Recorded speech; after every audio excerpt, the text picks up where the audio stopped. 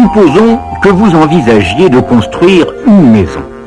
Pour le moment, elle n'est qu'en pointillé, mais cela nous arrange plutôt pour ce que l'on a à vous expliquer. Vous aurez besoin de plus ou moins d'ustensiles électriques selon que vous envisagez une fermette, un manoir, le château de Versailles, ou simplement un nid douillet. En supposant que tous ces appareils marchent en même temps, la somme de leur puissance représente la puissance maximale que vous serez susceptible de demander au réseau, disons 6000 watts. Mais à EDF, on vous en donne 10% de plus, 6600, ce qui, sous 220 volts, si vous vous souvenez de notre petite formule, correspond à un courant maximal de 30 ampères. Cette puissance maximale prévue détermine ce qu'on appelle la puissance souscrite. C'est très important parce que de cela dépendent plusieurs messieurs que l'on va installer chez vous. Ce sont messieurs le compteur, le disjoncteur et messieurs les fusibles.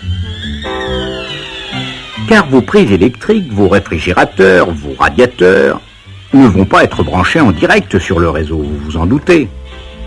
Alors qu'y a-t-il au juste entre les deux? Partant du poteau, on va faire arriver chez vous deux fils, un fil de phase et un fil de neutre.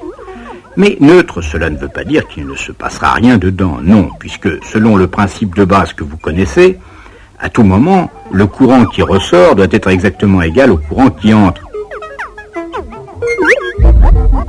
Que ce courant soit alternatif ne change rien au principe. Donc partant du poteau, on aura dans l'ordre des fusibles d'un assez gros calibre, dit à haut pouvoir de coupure, un compteur, un disjoncteur. Maintenant, petit problème si vous voulez bien.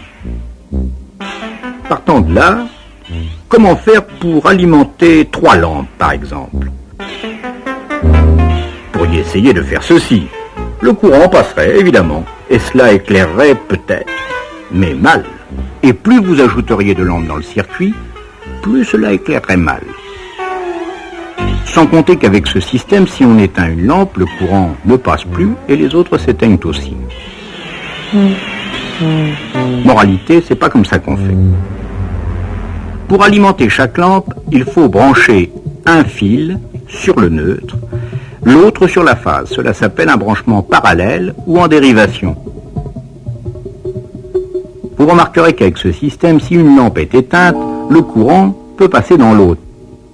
Premier avantage. Et si vous ajoutez des appareils dans le circuit, dans les limites permises bien sûr, les autres ne seront pas perturbés. La tension reste de 220 volts pour tous, ce qui n'était pas le cas tout à l'heure.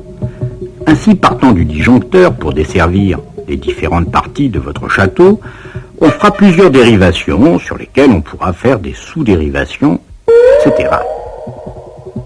Mais attention, pas avec des fils de n'importe quel diamètre. Car dans une dérivation prévue pour alimenter des lampes ou des appareils de faible puissance, il passera nettement moins de courant que dans une dérivation prévue pour un chauffe-eau ou une cuisinière électrique, un lave-vaisselle, que sais-je encore.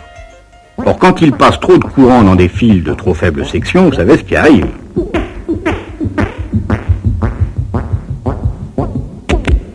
Et pour éviter ce genre de désagrément, que chaque dérivation comporte un fusible. Dès que l'on dépasse l'intensité maximale prévue, le fusible fond, donc il coupe. Première sécurité. Et puis certains appareils doivent avoir un troisième fil. Cela sert à relier directement leur carcasse à la terre. C'est une autre sécurité destinée à vous protéger, vous, en cas d'accident.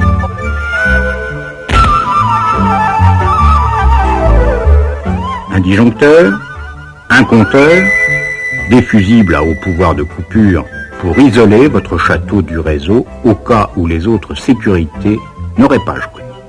Mais au fait, messieurs compteurs et disjoncteurs, on ne les a pas encore présentés. Eh bien, rendez-vous la prochaine fois.